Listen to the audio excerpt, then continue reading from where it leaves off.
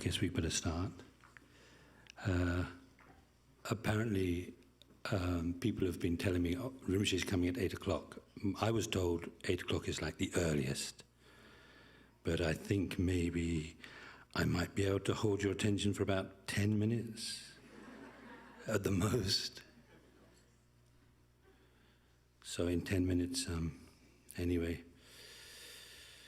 to summarize the last 2 years.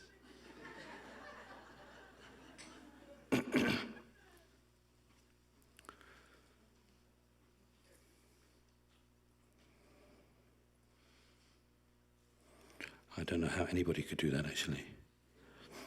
After my initial reaction of, well, I kind of decided to pretend that Sarah was joking, and I kind of hoped she was. I wasn't sure if she was or not when she said that she wanted a summary of the first 2 courses in this hour and a half. And then when I thought about it afterwards, just supposing she had meant it, then I was thinking to myself, well, that's a joke anyway. If she means it, that's kind of like a joke, because how could you do that? But maybe you can. I know that when this idea came up last year, I think maybe Rinpoche had, I can't remember exactly how it happened. Maybe Rinpoche said, oh, talk, on the introductory evening, give a sort of summary or talk about the essence of the first year. So I probably said, yes, okay. But I had no idea what that was. Although I was here for the first year and the second year, I had no idea what the essence of it was. But then Venerable Sarah, I think is how it happened, told me, oh, that's the Bodhichitta Mindfulness. And I think we can assume that, that's okay. I think we can probably assume that the essence, or assuming that something can have a lot of essence in it, and I think Rinpoche's teachings has a lot of essence, then some of the essence from last year would have been also the Bodhichitta Mindfulness, because for those of you who were here the last time, you might remember that it came up at least twice. Rinpoche brought it up at least twice, and once I seem to remember it was a little bit embarrassing, because he started asking people what they'd been doing with this Bodhichitta Mindfulness, and anyway, I guess it's quite interesting, really, because I've had this book of Lama Zopa's, some of you might know it, the wish-fulfilling golden sun of the Mahayana thought training. It's called something like that. And I've had it since about 1977 or 78. It's in very good condition. It's almost mint condition. But I opened it up recently, and one of the things in that book was the Bodhichitta Mindfulness. So it's one of those things that Rinpoche has been teaching actually for many years. And I keep thinking of one of the qualities of the Mahayana Guru, which is the not being, not getting depressed about having to repeat the same thing again and again until the students get it. So Rinpoche has been doing that anyway. And gradually, after a while, it could be 30 years, more than 30 years maybe, it begins to dawn on you, oh, maybe there's something in this. So anyway, because it does seem like it was, it's a very important teaching for, that Rinpoche gives, a practice that Rinpoche very much encourages in general, and also during this series of retreats. So we have the handout. So because, the Bodhichitta Mindfulness handout, and so there's not going to be time to look at that this evening. So please read that and try to practice it, and I'm sure we'll come back to it again.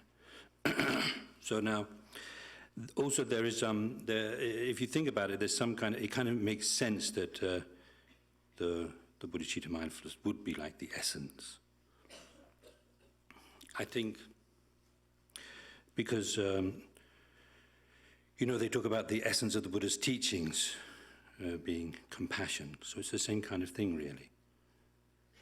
the essence of the Buddha's teachings, or the nature, the essence of the Buddha's teaching, compassion, because where the Buddha started was compassion. That's what got him into the Mahayana, the vehicle, the Bodhichitta vehicle,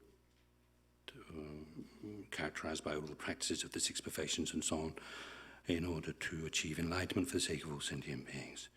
So all of that comes down to compassion. So what motivates a person to get into the path to enlightenment is compassion. What keeps on going along the path, in the case of Buddha Shakyamuni, like 3 countless great eons, is the compassion.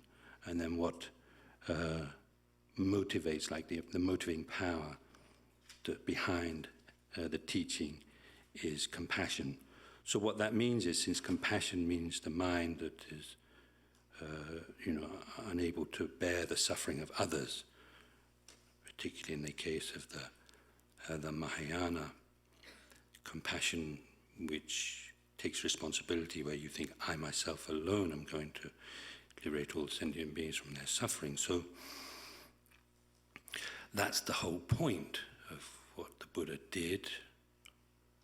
That's the whole point of everything that we do as followers of the Buddha. Because compassion, the whole point of compassion is that there are countless sentient beings, countless, maybe infinite sentient beings, and so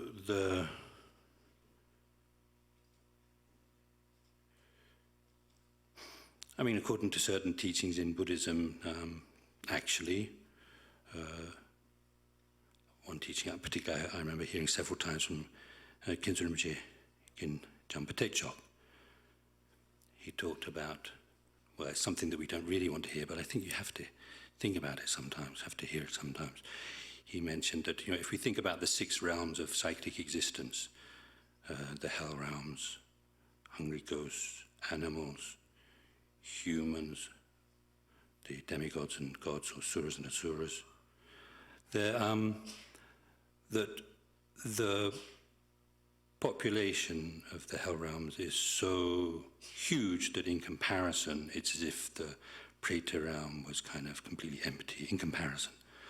And yet the population of the Preta realm is also so huge that in comparison, the animal realms and the rest, are like empty, as if there weren't any in comparison.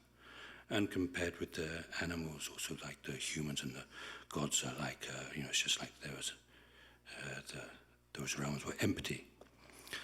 So compassion means being, aware of that. And so the Bodhichitta Mindfulness, it's Bodhichitta Mindfulness, Mahayana Mindfulness, Compassion Mindfulness.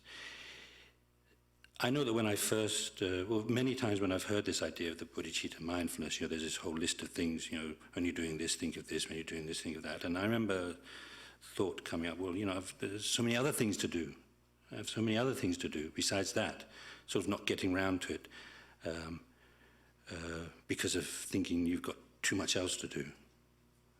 And so one might think that, but then you realize, if you're honest with yourself, I'm sure I'm not the only one, you realize that, what you're doing in between meditation sessions, in other words, what you're doing as you're going around is just like kind of daydreaming about nothing in particular.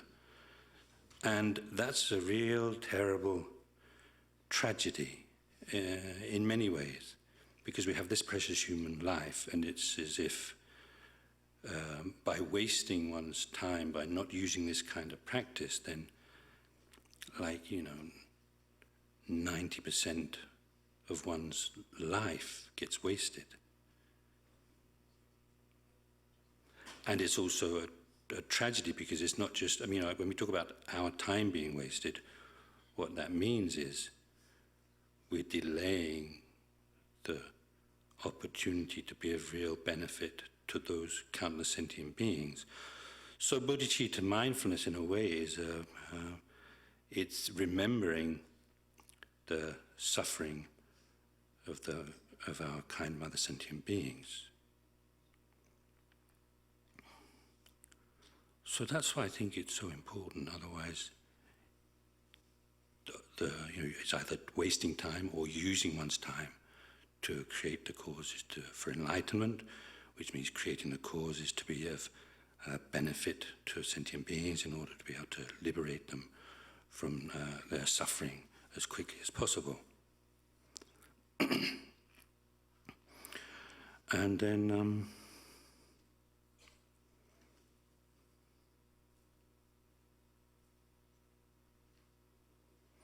and also, I think a little bit,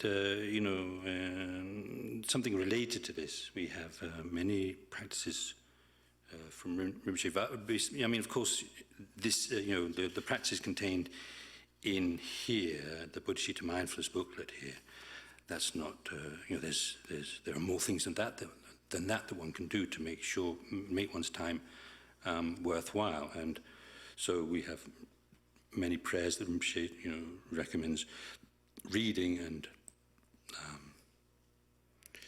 mantras to recite, sutras to recite. And, Rinpoche will tell us about how recite this mantra purifies all of this. Just seeing this mantra purifies all that. Recite this sutra and this will happen and that will happen. And actually even in the sutra it says all that, and many of us find that difficult to really work out, how just saying a mantra can do all that, how just reciting a sutra can do all that. But it's the just that's really the tricky thing there, because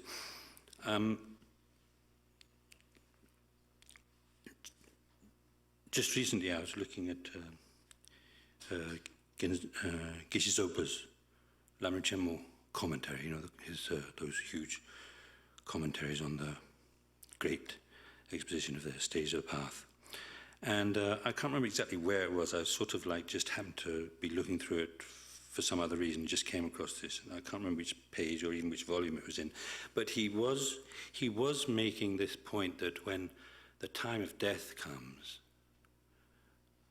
what really counts, one of the things that really counts is what you've been doing with your time. And what that really means is what you've been doing with your mind during your life. That really counts at the time of death. There are other things, that have a strong influence on what will happen after you've died, of course, but that's one of the main things. Maybe the main thing, if not anyway, one of the main things. So I was just thinking about that, if you think about reciting the Sutra of Golden Light, for example. So you've got this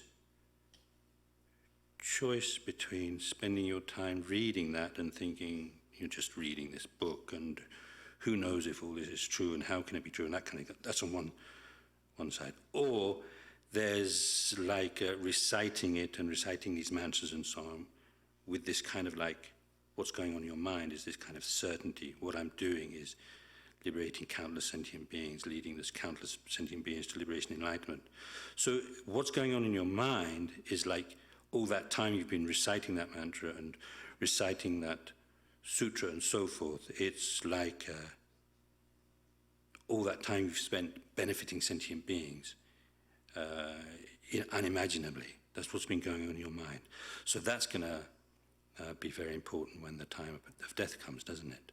So, you spend your whole time with that kind of conviction and certainty doing that kind of practice. It makes a huge a huge imprint, that kind of imprint of benefiting the sentient beings in that way. So similar to that, also with the Bodhichitta Mindfulness. Instead of, just opening the door and you think I'm opening the door, or maybe you're just thinking about what you're going to do when you go on the other side, make a cup of tea, have some toast and so on for breakfast, but you're thinking I'm opening the door to, what transcendental wisdom for all sentient beings and so on. When you wake up in the morning thinking of leading all sentient beings to Dharmakaya, thinking may the sentient beings achieve the Dharmakaya. So actually also if you think about that, it's a bodhicitta meditation. But of course if you're going to lead all the sentient beings to the Dharmakaya, you're not just going to think, may they, but I myself alone am going to lead them. In order to do that, I have to achieve enlightenment. So it's all. So you spend your time, you end up spending all of your time just completely revolving around bodhicitta and compassion for the sentient beings. And so even just from the point of view of, what's going to happen at the time of death and what helps at the time of death,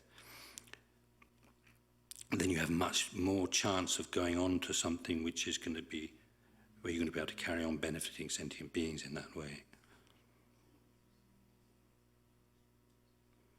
So it's really, a precious human rebirth practice, a practice that helps you to use your time, like right down to like every single action. So instead of a short amount of time is dharma each day, which is spent on your cushion, and the rest of the time is like the mind going just here, there, and everywhere. The mind is just has the chance of going with the bodhicitta. Of course, it takes some effort. I know I have the experience of writing these things on post-its, to remind myself, and then after a while you can't even remember if the post-its are still there, because you begin to stop seeing them. So you have to really want to use them. You have to really want to. If you're going to use post-its to remind yourself of these things, you have to want to use them. If you don't really want to use them, you end up not seeing them anymore. They're there, but you don't see them. So anyway, I guess we could say that's the purpose of this retreat. It's compassion. The essence is compassion. The essence is benefiting sentient beings, making use of this precious human rebirth, which isn't going to last much longer. So soon going to be over. I think there's also a case for saying that the essence of this whole thing is Guru Yoga, which is probably why we have the Lama Chirpa practice in the mornings. And of course, everything is organized around trying to get the best out of this experience. The main thing, of course, is Rinpoche's teaching, but then, it's not like Rinpoche comes along and teaches and he doesn't know what's going on the rest of the time. I mean, this is all set up in through discussion with Rinpoche. So we have this whole setup of the Guru Yoga, the Karma Yoga, the Guru Puja in the morning, doing the meditations and the reviews and the teaching with Geshe-la in the evenings and so on. All of it is to help you get the most out of this experience. Get the most for your money, maybe. So there also compassion, you see, because the point of the rules is not, we have to say this really, is that the point of this rules and the structure isn't to annoy you, isn't to make things difficult for you, it's actually to help. And the point of these rules is not so that you've got another reason to get annoyed with everybody else because they're not keeping the rules properly. That's really important to remember. So it's like from our own side, out of compassion for everybody else, even if we feel like we don't need to follow all the rules, out of compassion for everybody else, we try to keep the rules as best we can. Don't think that Sarah was telling you, come if you like. If you don't feel like it, don't come. She wasn't saying that. The idea is to, make full use of the whole thing and to come to everything. But of course, hopefully nobody's going to be giving you a hard time when you can't make it to everything for whatever the reason might be. So we don't need to get upset with everybody who isn't following the rules in the way we think they should be. And I think, anyway. It's nearly 8 o'clock, isn't it? And even if 8 o'clock is the earliest time Rinpoche is going to arrive, it's like, I don't know, maybe that's time to stop. I don't know though. I think actually I've finished saying the main things I wanted to say, and maybe what we can do is look at this for a while. I've seen somebody looking like Sarah hovering outside there. Not. Is there? Have we got some more time?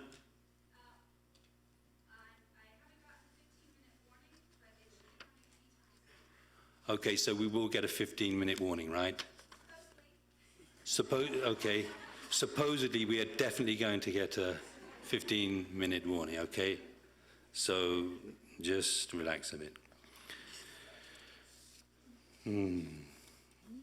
Okay, so yeah, I think it would be good at this point to just read through these. I'll read, and then you can listen, or you can read along as you wish.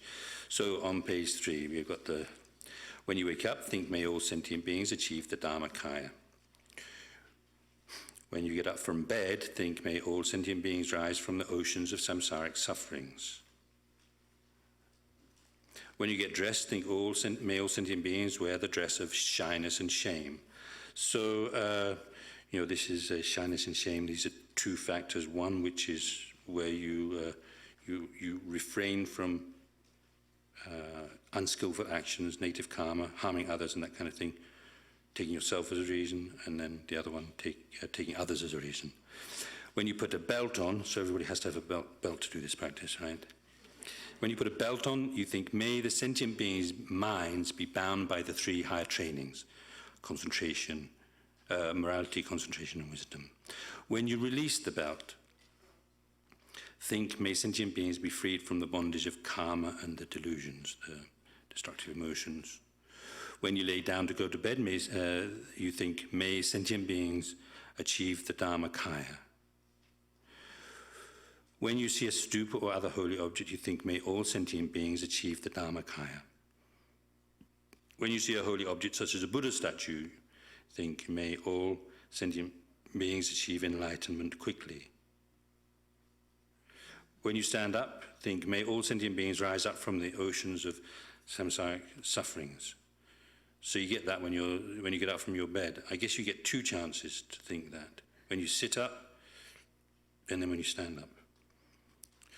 When you offer incense, think, may all sentient beings' weakness, the stains of being weak in nature, be eliminated. May they have the scented smell of morality.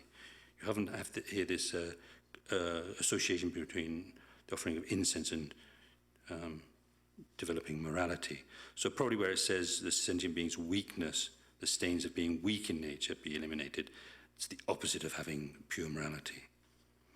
When you clean, think, may all sentient beings not engage in bad conduct. May they have perfect, beautiful, wonderful conduct.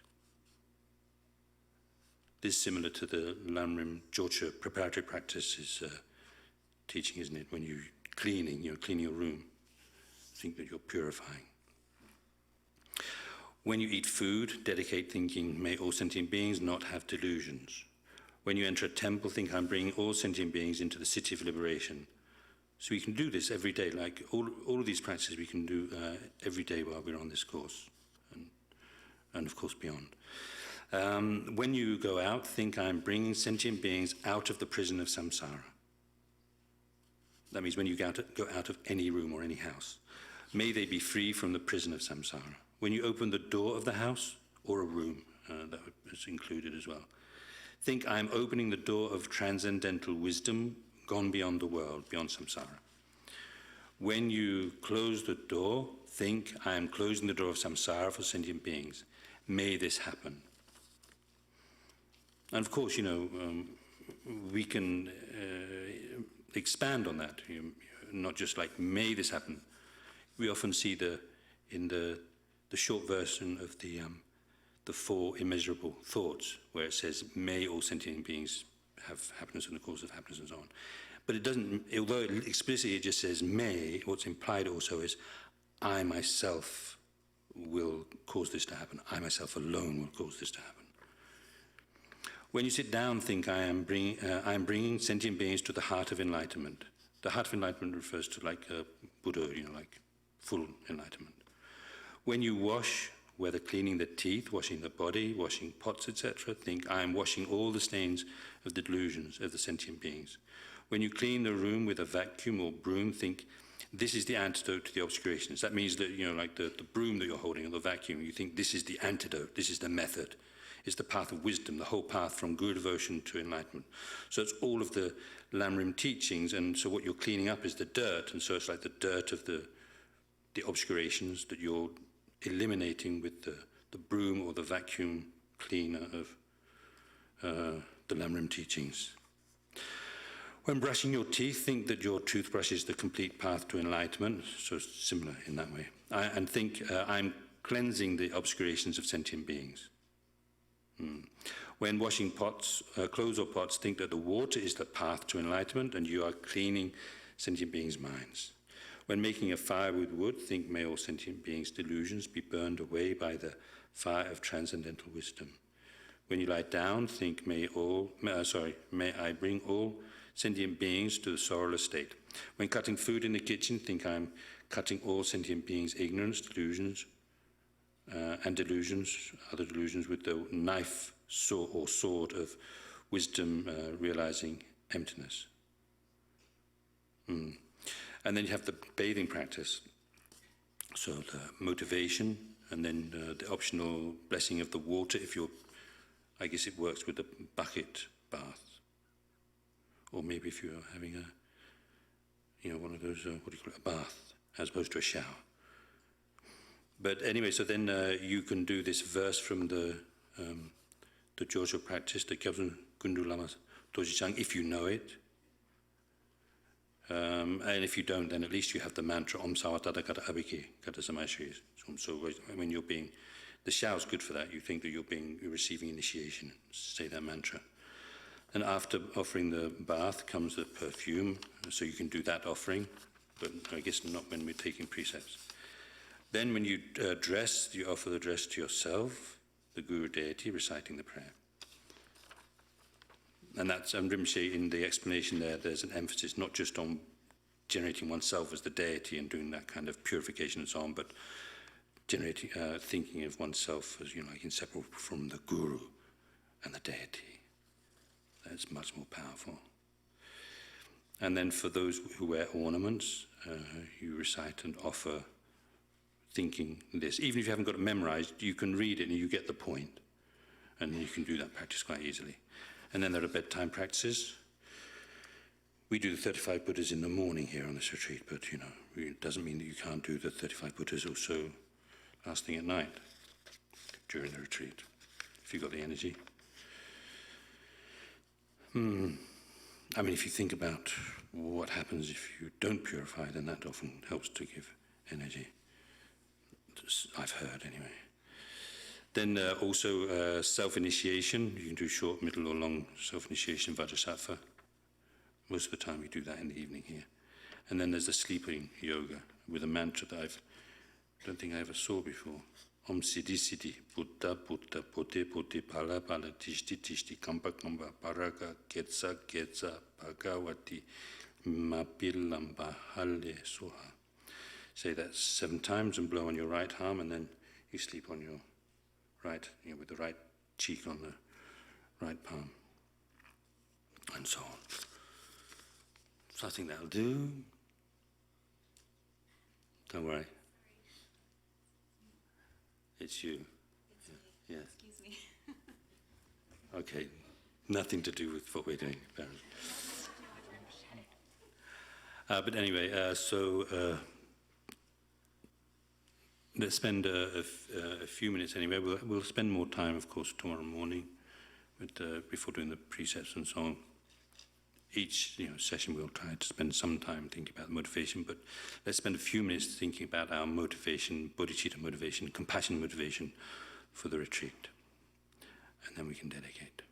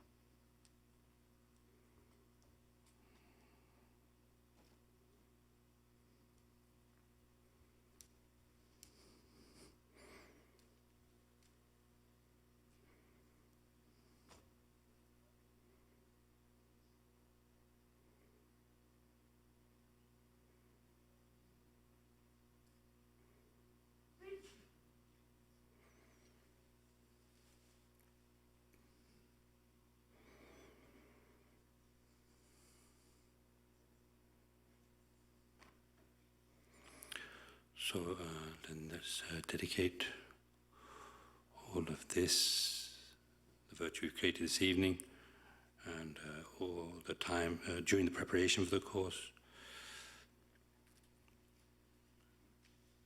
and as well as all of the virtue of the past, present, future of oneself and others, to the perfect happiness of all beings, our kind mothers, for them to have precious human rebirth from this life onwards in order to be able to achieve enlightenment very quickly, the most perfect happiness, to be inseparable in life after life from compassionate, qualified holy gurus such as Holin's Dalai Lama, Kyabso Rinpoche, for them to have long lives and for all of their holy wishes to be fulfilled, each and every one, immediately.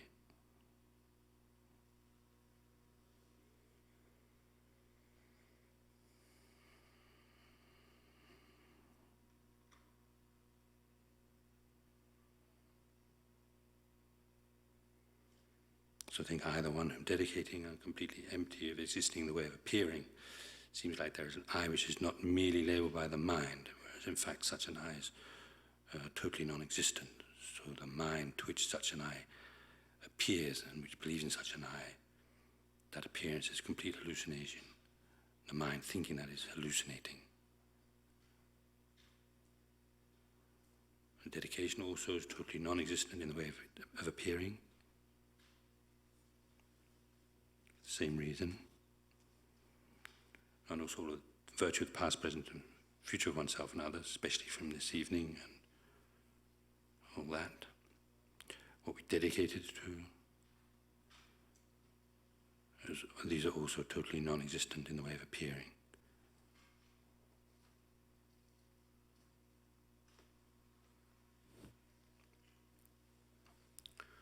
Okay.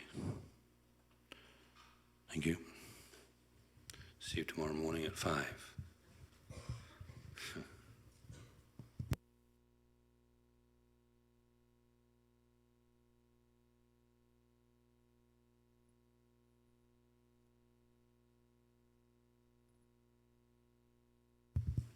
Please keep in mind that some people will be wanting to prepare their minds for the meeting with the Holy Guru, and try to respect that, particularly in here in the Gompa.